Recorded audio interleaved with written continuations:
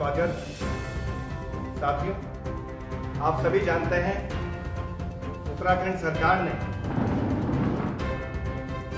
भूमि कानून संशोधन विधेयक विधानसभा में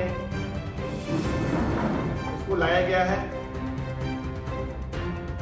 और इस विधेयक के आने के बाद जो सरकार ने भूमि कानून में संशोधन किए हैं, सरकार इसको ऐसा बता रही है जैसे बहुत बड़ा ऐतिहासिक काम कर दिया हो। प्रदेश भर में इसे एक बड़ी उपलब्धि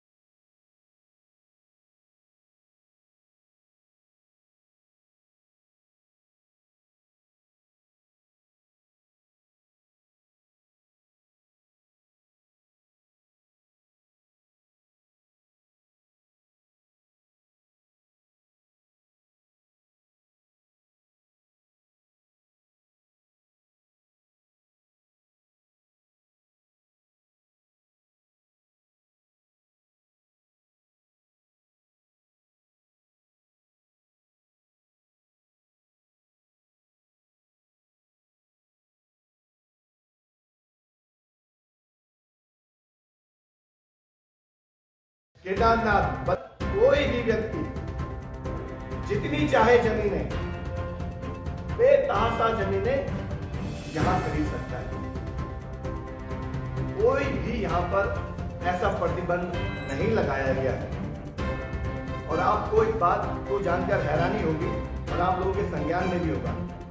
2017 में जब त्रिवेंद्र रावत जी की सरकार बनी, 385 गांवों को निकाय क्षेत्रों में शामिल किया गया, जिसमें अकेले देहरादून नगर निगम में 85 गांवों को शामिल किया गया और इस तरह पूरे प्रदेश भर के 12 जनपदों के 385 गांवों की 50,000 हेक्टेयर से अधिक जमीन नगरीय क्षेत्र में शामिल की गई।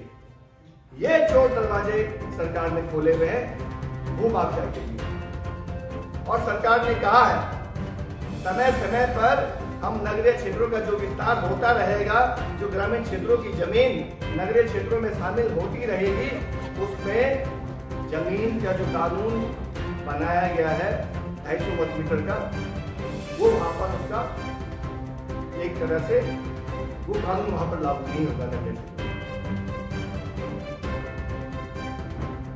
तो सवाल अपने आप में यही उठता है, सबसे पहले हमने मांग की थी, उत्तराखंड की जनता लंबे समय से मांग कर रही है, उत्तर प्रदेश जमींदारी विनाश एवं भूमि सुधार अधिनियम की धारा 2, जिसमें नगरीय क्षेत्रों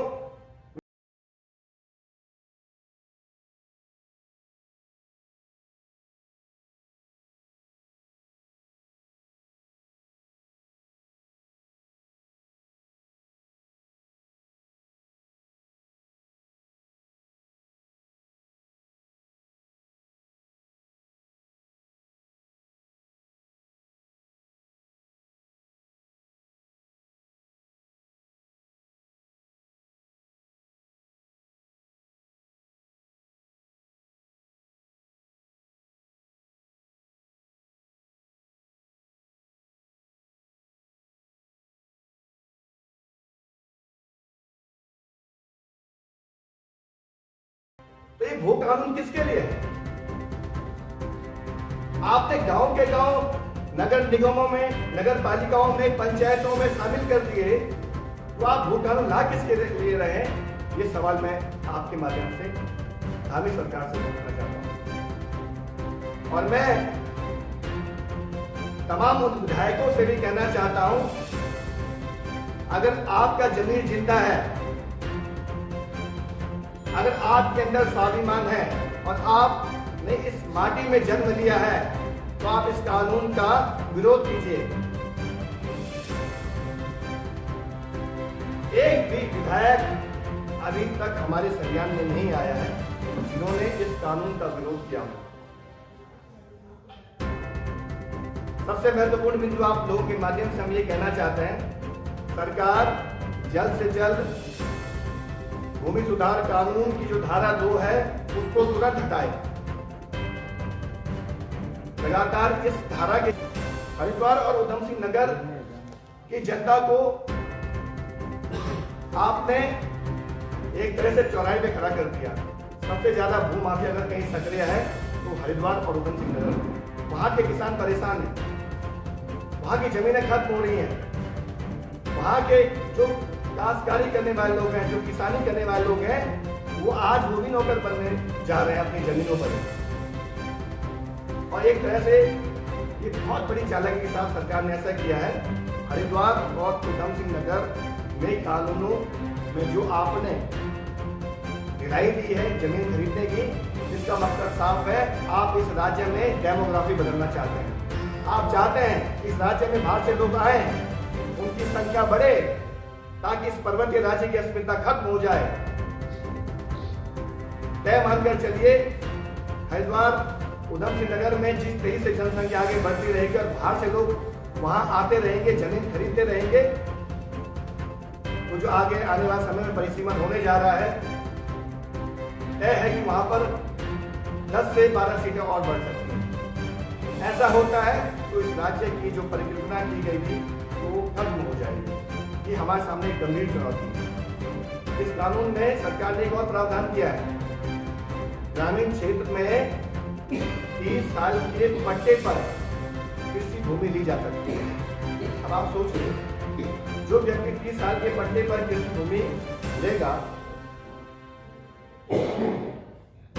तो एक तरह से आपने जो कानून आपने जनता के सामने दिखाया कि हमने इसको मजबूत बनाया है, सशक्त बनाया है, आप इसका प्रचार कर रहे हैं, तो जनता को ये भी बताइए, अगर 30 साल के लिए कोई पट्टे पर आप जमीन देते हो, ये राज्य तो 30 साल में ही खत्म हो जाएगा।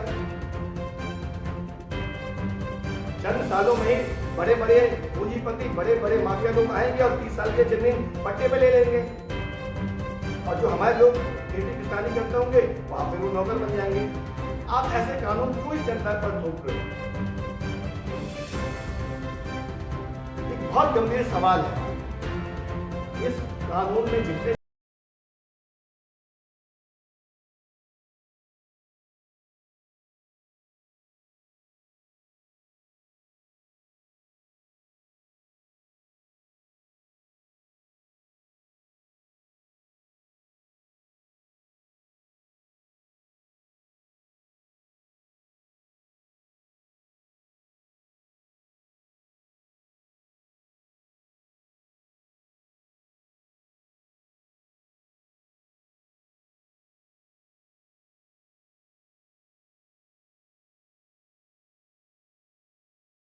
कोई जिक्र नहीं। देहरादून में उत्तर प्रदेश में जो जमींदारी उन्होंने एक्ट लागू था वो था, लेकिन गढ़वाल और कुमाऊं के क्षेत्र में पूजा एक्ट लागू, और जौनसार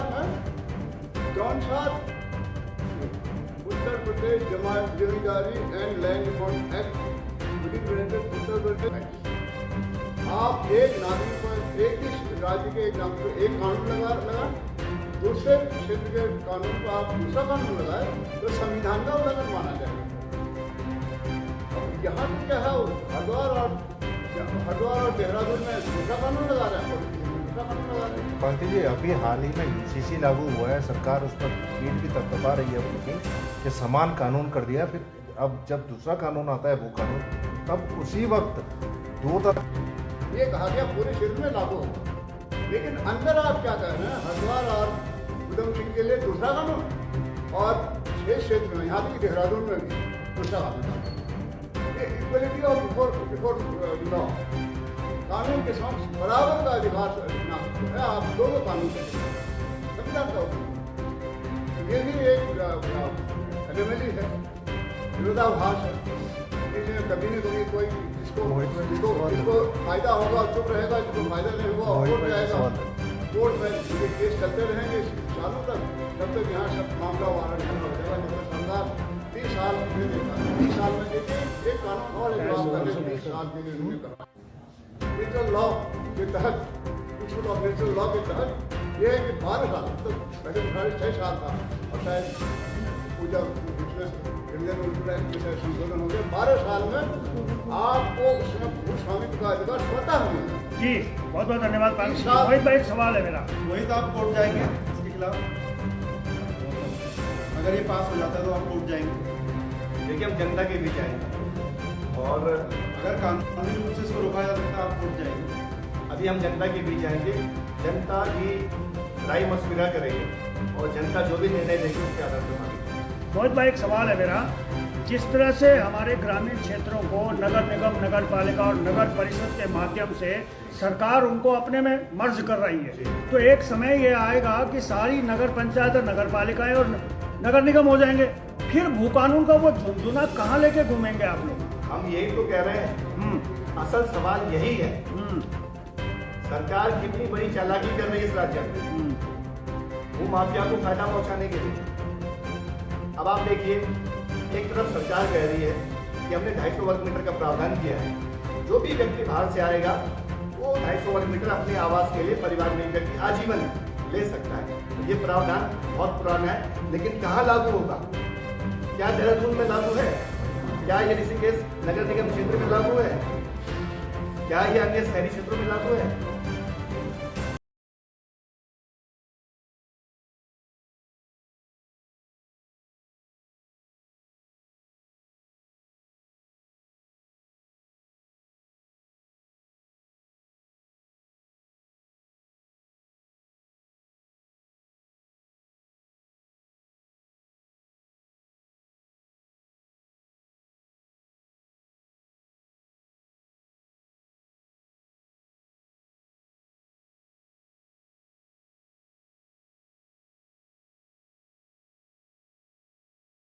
अब यहाँ पे बड़ा सवाल है। एक सवाल और है मेरा, मान लीजिए उधम सिंह नगर और हरिद्वार में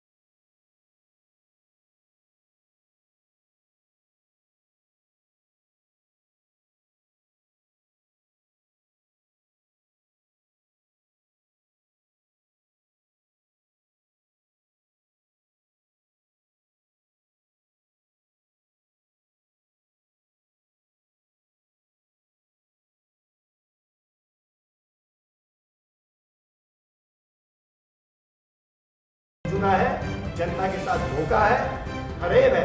और ये जो पाप किया है, हमें सरकार जो पाप कर रही है, इससे पूर्व की सरकार जो पाप किया है, इसका जवाब इनको जनता को देना पड़ेगा।